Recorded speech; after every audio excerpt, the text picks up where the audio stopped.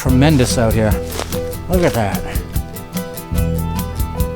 I just looked over the embankment, and what is that? 8 feet of wall?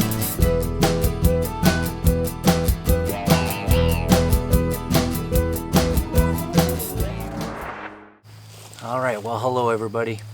Here's today's story. Last Thursday's video, when I was out with Tim and Bob, we ran into a hunter in an area that we've been working for some time. I've hiked, explored, but he said something to me which caught me. At the cellar hole we were working, he said, "Have you been to the other one?" And I started naming off certain sites. He knew what I was talking about. But what he was talking about was something that I'm not aware of. Gonna hit the woods because I got a good hike before I even get into the square where I think it is, and I'll tell you the story as we go.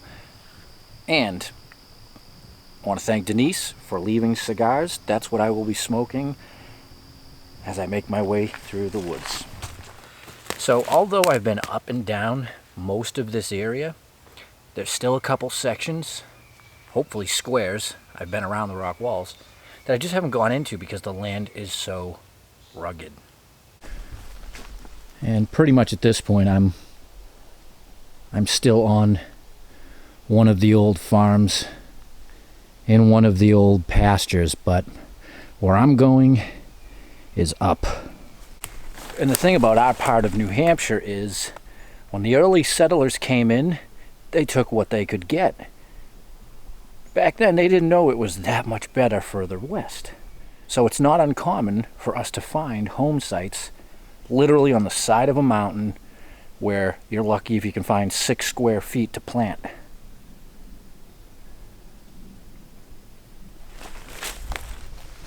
Well, at least after all that rain, most of the water has subsided. There's a bit here where the tree fell, but the ground is actually pretty decent today. I'm sure last week this would have all been underwater. People ask all the time, why don't you use GPS? Because I want to be good at what I do. Yeah, I use it to mark locations when I find them, but I just walked 20 minutes on time, it's all about timing, diagonal across this massive area and completely walked out to the corner I wanted to find. That's why I don't use GPS.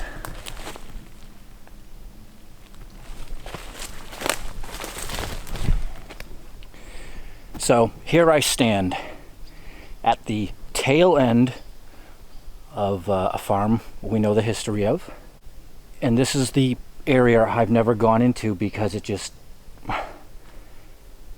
not so nice. Take a look. It's just lumpy, rocky, and goes up.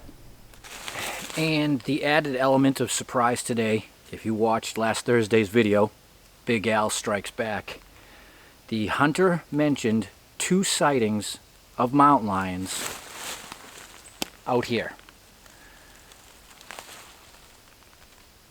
It's a perfect place for them to be because I'm telling you, when we get up there, I'm pretty sure it's going to be rocky and have lots of divots, and nobody goes up there. So, whatever. We'll see what happens. Here is where the adventure really starts.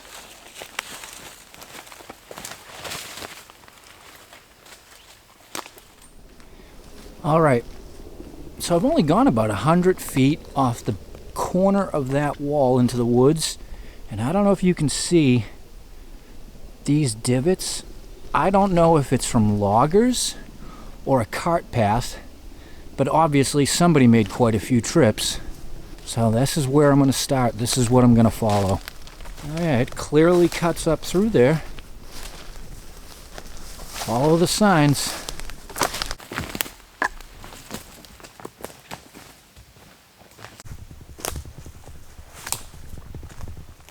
It seems to follow around this. So if it peters out anywhere, that lift is where we're going to want to check. And if you're new to the channel or have missed any of the episodes concerning this area, what we do, this is a 1750s settled area, potentially as early as 1730s. It's old, and the abandonment would have been late 1700s. Huh. That might be a good sign. Inside the path I'm following, I'm getting some stacked rocks here. That would definitely mean cart path, not logging road. So this is where it's led me. It's a little flattened out area. And again, up there just stands out to me. Hopefully I can find a few stacked rocks or even a footpath, you know? Well, I've plateaued. I'm at the top.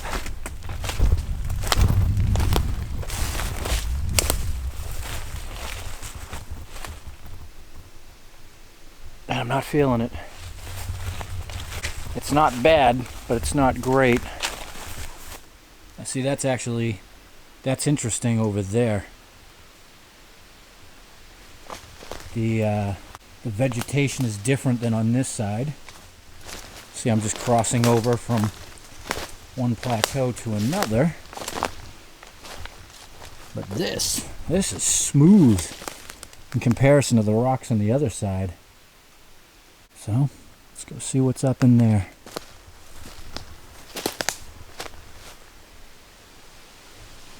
Oh yeah, this ain't bad. Let's see what the rocks are telling us.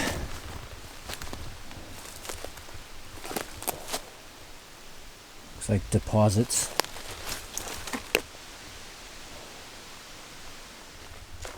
I've come all the way across that fern bed, east to west, and it definitely ain't down there. Holy mackerel. So that gives me an idea of where I am. So I basically got to go in here and search south to north. This is the only problem. Look what I'm stepping in. Eek. Gotta be very, very careful in here. Well, I've gone all the way up there, and now I'm gonna start heading down. And I'm hoping that's a sign and not just a deposit of rocks. And you know, even if I don't find it today, it's a few hours I've put in that'll get me closer to finding it. I do trust what the hunter guy said. He knew the woods. He knew every other site I mentioned, so I believe him. Do I believe it's up here? Whoa.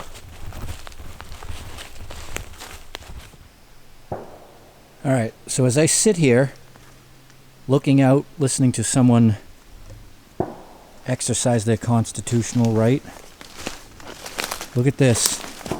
I just looked over the embankment, and what is that? 8 feet of wall? No kidding.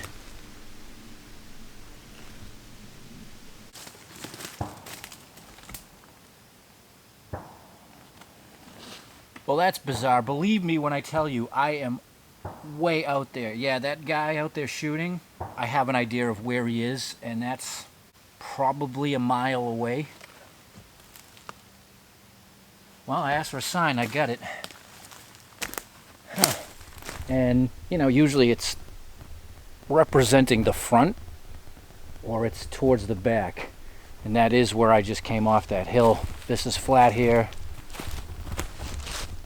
Couple old trees, not terribly old, but they've managed to last. That is strange. I just did a loop around. Found an old campfire, little pit up there. It makes me wonder now if that is something more modern. As to why you'd build it, I don't know. Out here, that is. It's hard to tell because a lot of this exposed rock that's been here forever looks the same. I just had a moment. I walked down pretty far to a cart path that I had been on in the springtime. I think the episode was Finding Colonial. It's a great site further over. I followed it up and it brought me to that flat fern spot with the deposit, and that little strip of wall is right over there. So that's putting two pieces of the puzzle together. I'm standing here looking up there and I'm like, oh, that looks familiar. I had come in off the side, so it looked different. But it led me right back to this spot. That means something. And that's our ridge line.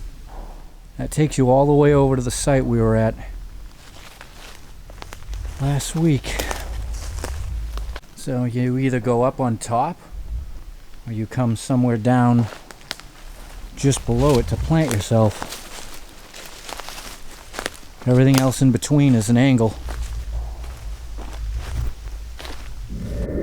Alright, well, I've come back to that first cart path I started following. I've pushed on past where I went up into the woods where that lift was. And look at this wall.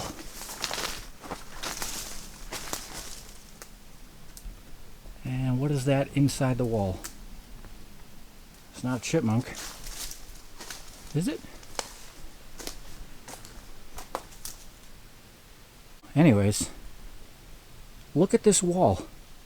That's about 15 feet above my head, built on this natural embankment. Somebody was out here spending some time stacking rocks. Well, I'm going to keep following that flat ravine, keep this wall to my left, and see what happens. And this is what happens. Flooding. Actually, let's get a look. See what kind of land we're dealing with on the other side. Same.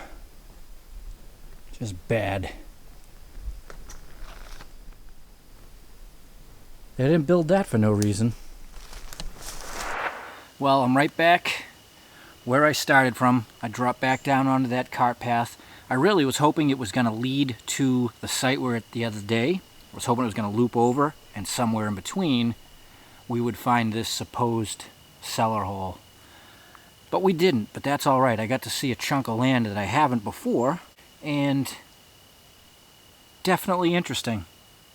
I don't know. I guess it's just going to take a whole bunch of trips, and hopefully we'll find it someday.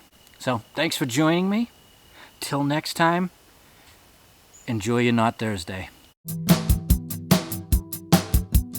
Looking out, trying to find all the things I've left behind.